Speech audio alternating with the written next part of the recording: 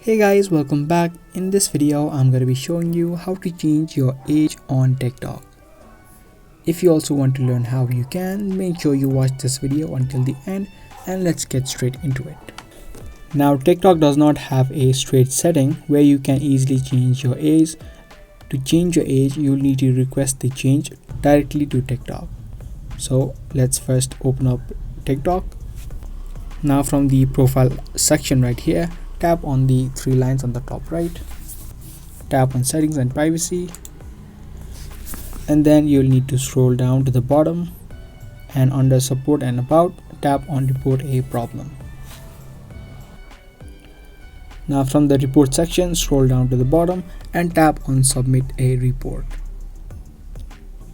Now here you'd be able to write and request your age change to TikTok. You can type in something like this and then you can tap on submit. Now after you submit that report, you should be able to get a reply email from TikTok where they should let you change your email address from there. So that's it. That's how you can change your age on TikTok. It's a bit complicated than other platforms, but that's what you need to do. So I hope you guys liked and found this video helpful. If you did, subscribe, share and give this video a thumbs up. That's going to be all for today. Thanks for watching.